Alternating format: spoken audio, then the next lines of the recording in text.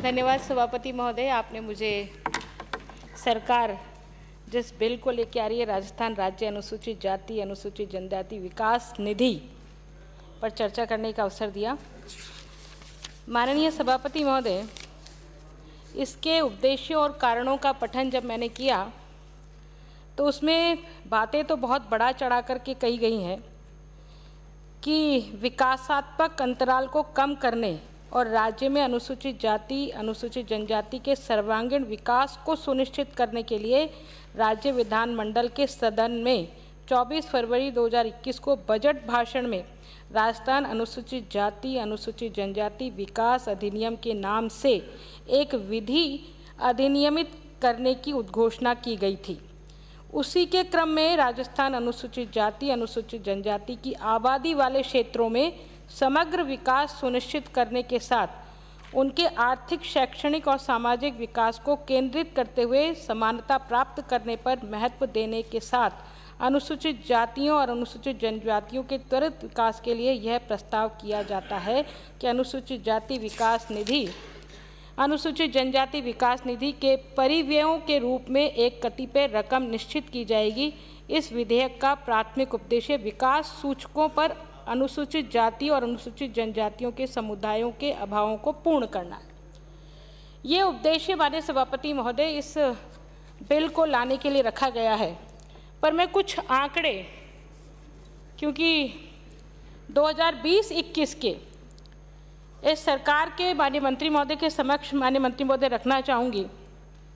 अनुसूचित जाति के हेड में आप देखिए हेल्थ के सेक्टर में आपने 2020-21 में बजट एस्टिमेट किया था 1400 करोड़ 924 रुपये और आपने उसको रिवाइज किया 756 और फिर आपका जो एक्चुअल आपका एक्सपेंडिचर है वो एक्चुअल एक्सपेंडिचर आपका है 631 करोड़ रुपए।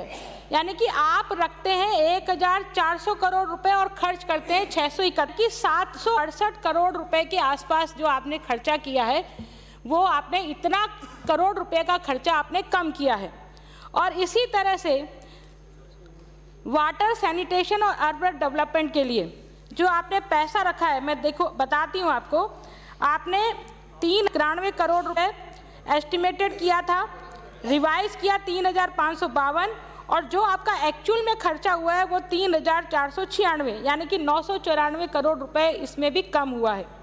फिर आपका अगर आगे आप देख लिए वाटर और सैनिटेशन के लिए जिसकी बहुत अधिक आवश्यकता है अनुसूचित जाति जनजाति के क्षेत्रों में, वाटर और सैनिटेशन, उसके लिए आपने जो रखा था बजट एस्टिमेट 74 करोड़ 55 लाख रुपए और आपने खर्च किया 57 करोड़ 86 लाख रुपए, यानी कि कितना कम। और फिर आप देखिए अर्बन डेवलपमेंट में भी यही स्थिति आपकी है।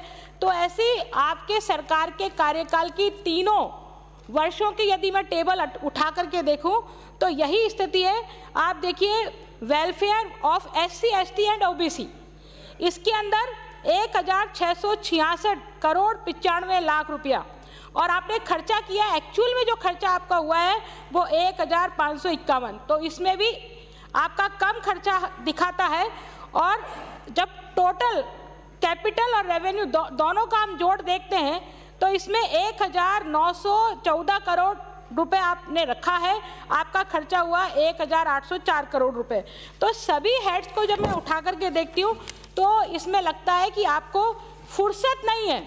और ये बात जो कही जा रही है कि काम करने की इच्छा नहीं है, मावली से आने वाले सदस्य ने जो बात कही कि करना नहीं है, सिर्फ उस बात का हल्ला करना है ताकि लोगों को लगे कि आप SC ST के कितने वेलफेयर की चिंता करते हैं। और अभी चूरू से आने वाले माननीय सदस्य ने कहा कि अनुसूचित जाति की साक्षरता दर 74% है, ये खतरे की घंटी है।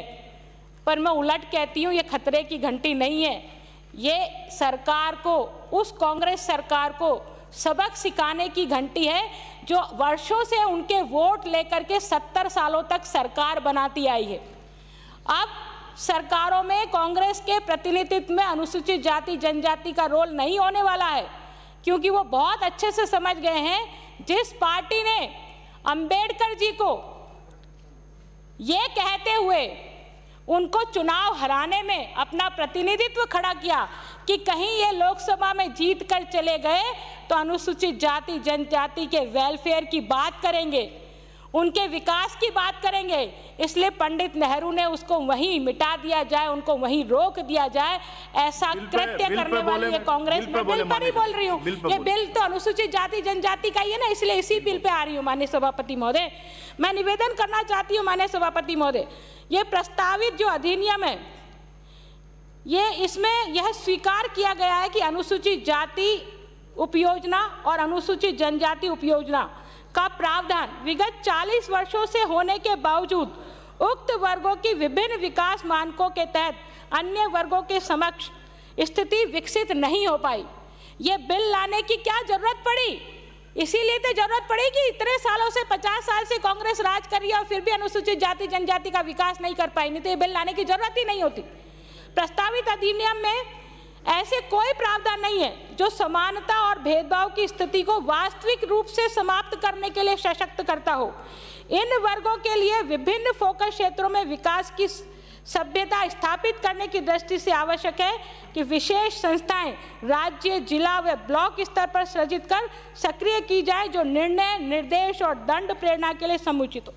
माननीय सभापति महोदय, ये बिल जब मैं देख रही थी तो मुझे ज्ञात हुआ कि सरकार ने इस बिल को यहाँ रखने से पहले पब्लिक डोमेन में भी डाला था, और जब पब्लिक डोमेन में डाला तो बहुत सारे अनुसूचित जाति जनजाति के बंधुओं ने इसके लिए बहुत सारे सुझाव दिए, और ना केवल सुझाव दिए बल्कि माननीय सभापति महोदय, मैं आपको निवेदन करना चाहूँगी कि 2017 में जब भारतीय जनता पार्टी की सरकार थी, उस समय ये बिल का प्रारूप बना था। ये प्रारूप भी मेरे हाथ में, आप चाहोगे तो मैं टेबल कर दूंगी इस प्रारूप को। इस प्रारूप में, इस बिल में सिर्फ 5 अध्याय हैं, और वो अध्याय क्या कहते हैं ये देखिए आप। मैं आपको बताना चाहती हूँ कि ये जो बिल है, ये बिल कर्नाटक, तेलंगाना में पूर्व में ही कानून के रूप में बनाया जा चुका है, और स्वर्गीय श्री PS कृष्णन जो आंध्र प्रदेश कैडर के IAS हैं, उन्होंने भारत सरकार की सामाजिक न्याय अधिकारिता विभाग में रहते हुए इसको ड्राफ्ट किया, और ड्राफ्ट करके विभिन्न प्रकार की योजनाएं तैयार करके ये बिल तैयार किया। और उसके बाद में इन राज्य सरकारों ने, इन राज्यों की राज्य सरकारों ने हूबहू जैसा उन्होंने ड्राफ्ट किया था, हूबहू वैसा स्वीकार किया, क्योंकि वो चाहते थे कि अनुसूचित जाति जनजाति का विकास हो। मैं आपको निवेदन करना चाहती हूँ, अनुसूचित जाति जनजाति विकास कानून का जो ड्राफ्ट श्री कृष्णन द्वारा तैयार किया गया था, उसके आधार पर अन्य राज्यों ने इसको बनाया है। लेकिन माननीय मंत्री महोदय, आप उस ड्राफ्ट को देखें और उस बिल को भी देखें जो इन राज्यों के बिल हैं, लेकिन जो राजस्थान राज्य में जो बिल लाया गया है ना, उसमें उन प्रावधानों को जोड़ा ही नहीं गया है जिसके कारण से अनुसूचित जाति और जनजाति का विकास संभव हो सके। माननीय सभापति महोदय, इस बिल की मैं जैसा चूरू से आने वाले माननीय सदस्य ने कहा कि मुख्यमंत्री जी की अध्यक्षता में, ये अधिसूचना द्वारा मुख्यमंत्री की अध्यक्षता में राज्य परिषदों यथा अनुसूचित जाति विकास निधि के लिए राज्य अनुसूचित जाति विकास परिषद और अनुसूचित जनजाति विकास निधि के लिए राज्य अनुसूचित जाति जनजाति विकास परिषद का गठन किया जाएगा। सिर्फ राज्य स्तर पर गठन करने की बात ये बिल कहता है, जबकि होना तो ये चाहिए था जिसका प्रावधान इन दूसरे राज्यों के बिलों में है। होना तो ये चाहिए था माननीय सभापति महोदय प्रावधान कि स्टेट के साथ साथ डिस्ट्रिक्ट SC डेवलपमेंट अथॉरिटी का भी गठन किया जाना चाहिए था, और उसमें पर्याप्त प्रतिनिधित्व अनुसूचित जाति जनजाति के लोगों को डिस्ट्रिक्ट लेवल पर मिलना चाहिए था। तभी इस बिल के प्रावधानों के तहत इस बिल की सारी राशि का हम जो राशि सरकार तय करने वाली है उसका उपयोग कर सकते। इसी की तरह से माननीय सभापति महोदय, इसी संदर्भ में निवेदन करना चाहती हूँ कि आप कानून बना दें, लेकिन उस कानून में जब तक उत्तरदायित्व किसी के पास ना हो, जब तक आप दंड का प्रोविजन नहीं करेंगे, तो कानून में यदि दंड का प्रोविजन नहीं है तो आपकी बात कहते रहो, कौन सुनने वाला है? 70 सालों से नहीं सुनी तो अभी भी कौन गारंटी है कि कोई सुन ही लेगा? इसलिए निवेदन करती हूँ, प्रस्तावित बिल में उत्तरदायित्व और पारदर्शिता का मात्र सिर्फ और सिर्फ केवल उल्लेख है। कानून के दांत होने चाहिए माननीय सभापति महोदय, बिना डरे कानून की पालना करना संभव नहीं है। अतः दंड का प्रावधान निश्चित रूप से इस बिल में होना चाहिए, जो नहीं किया गया है। अच्छा कार्य, प्रभावी क्रियान्विति और संवेदनशीलता के साथ प्रोत्साहन की भी व्यवस्था हो इस बिल में, ताकि कर्नाटक और आंध्र प्रदेश के बिल को आप देख सकते हैं उन्होंने किस तरह से इसमें प्रावधान जोड़ा है। इन प्रावधानों को यदि राजस्थान के प्रस्तावित कानून में स्पष्ट प्रावधान है ही नहीं माननीय सभापति महोदय, तो ये कानून नहीं है, ये सिर्फ एक दिखावा है, एक छलावा है अनुसूचित जाति के लोगों के लिए। और जैसे आज सुबह चर्चा हो रही थी ना, 2012 में माननीय मुख्यमंत्री महोदय घोषणा करते हैं और 2012 की घोषणा आज 10 साल बाद भी पूरी नहीं होती है, तो ये इसी तरह से छलावा है, वर्षों वर्ष बीतते जाएंगे लेकिन ये काम होने वाला नहीं है। माननीय सभापति महोदय, अनुसूचित जाति जनजाति के लिए जो निर्धारित फंड के हस्तांतरण पर पूर्ण रूप से प्रतिबंध व निषेध होना चाहिए। अनुसूचित जाति और जनजाति के लिए जो फंड हम रिजर्व करते हैं वो जब उपयोग में नहीं होता है तो उसका दूसरे हेड में स्थानांतरण कर दिया जाता है। तो ये स्थानांतरण जब तक निषेध नहीं होगा तब तक उसका उपयोग नहीं होगा। तो दूसरे हेड में स्थानांतरण करने की बजाय इसी हेड में उसको रखा जाए और उसका हस्तांतरण ना हो, तब जाकर के हम कह सकेंगे कि वास्तव में सरकार अनुसूचित जाति जनजाति के वेलफेयर के लिए काम करना चाहती है। विभाग अनुसार क्रियान्विति और उपलब्धियों का उल्लेख करते हुए यदि किसी विभाग में फंड राशि शेष बचती है तो उसका भी उल्लेख करते हुए विस्तृत रिपोर्ट विधानसभा के पटल पर रखी जानी चाहिए। मेरा निवेदन है माननीय सभापति महोदय, यदि किसी फंड का उपयोग नहीं हुआ है तो कारणों सहित यदि वो रिपोर्ट विधानसभा के सदन के पटल पर रखी जाएगी तो निश्चित रूप से आने वाले समय में जो सरकार की मशीनरी है वो उत्तरदायित्व उसको होगा कि वो उसको पूरा करे, ताकि नहीं पूरा करेगी तो उसको ज्ञात होगा कि विधानसभा के पटल पर भी रखी जा सकती है। प्रस्तावित अधिनियम की अनुपालना के संबंध में समीक्षा, निर्देश और अनुशासित कार्रवाइयों के अधिकार राजस्थान अनुसूचित जाति आयोग, अनुसूचित जनजाति आयोग को प्रदत्त किए जाने चाहिए, ताकि वो इन अधिकारों के द्वारा उनकी पूर्ति करा सके जिनकी पूर्ति 70 सालों तक में अभी तक नहीं हो पाई है। और इसी प्रकार माननीय सभापति महोदय, एक सुझाव और मैं देना चाहूँगी। उक्त विकास निधि के तहत व्यय की गणना में ये हमेशा ये बात कही, अभी चूरू से आने वाले माननीय सदस्य ने भी ये बात कही कि अधिकारियों और कर्मचारियों के वेतन भत्तों पर जो राशि इसमें शामिल कर दी जाती है ये वेलफेयर के लिए, भाई आप ये इनके वेलफेयर, आप तो जितने सरकारी कर्मचारी हैं वो उनको सरकारी कर्मचारी की तरह से डील करो ना। आप जो अनुसूचित जाति के अधिकारी और कर्मचारी लगे हुए हैं उनको जितनी तनख्वाह मिलती है, जितने भत्ते मिलते हैं, वो भी अनुसूचित जाति जनजाति के वेलफेयर फंड में आप उसको काउंट करते हैं। तो ये तो कितना बड़ा धोखा है। इसलिए मेरा निवेदन है कि उसको काउंट नहीं किया जाए और आधारभूत संरचनाओं जिनका लाभ सभी नागरिकों को समान तौर पर मिलता है के सृजन पर व्यय उक्त निधि के तहत व्यय में सम्मिलित नहीं की जावे। तो मेरा माननीय सभापति महोदय ये निवेदन है। मैं निवेदन करना चाहूँगी, ये प्रस्तावित बिल मेरे पास है और इस बिल में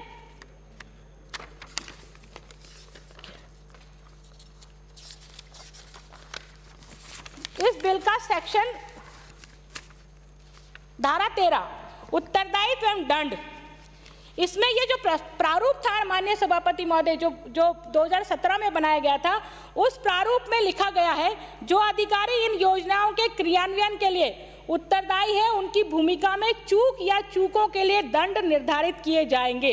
ये प्रारूप बिल में है माननीय मंत्री महोदय, लेकिन ये जो आपने रखा है ना बिल सदन में, इस सदन में जो बिल रखा उसमें ये प्रावधान नहीं है, तो इसलिए इसको जोड़ा जाना चाहिए।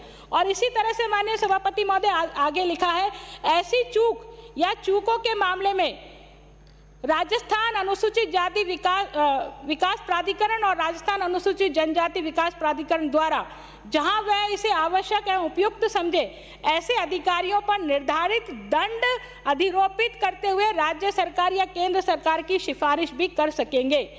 राज्य सरकार या केंद्र सरकार पर सामान्यतः बाध्यकारी होगा और ये राज्य सरकार और केंद्र सरकार पर बाध्यकारी होने चाहिए, ऐसा इसमें प्रोविजन था जिसे आपने हटा दिया है। इसी के अतिरिक्त इस धारा 13 का जो बिंदु संख्या 2 है उसमें देखिए, इस अधिनियम के प्रावधानों की क्रियान्विति के असफल रहने पर या किसी अन्य चूक में जब तक कि अन्यथा सिद्ध न हो जाए अनुसूचित जातियों और अनुसूचित जनजातियों उत्पीड़न निवारक अधिनियम 1989 कि धारा 4 के अंतर्गत दंडनीय अपराध माना जाएगा। इसके अतिरिक्त ऐसे अधिकारी संबंधित आचरण नियमों के अंतर्गत भी विभागीय कार्यवाही के लिए उत्तरदायी होंगे।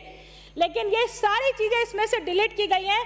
अभी हम उल्लेख कर रहे थे कि अनुसूचित जाति जनजाति के खिलाफ कितने अत्याचार बढ़े हैं।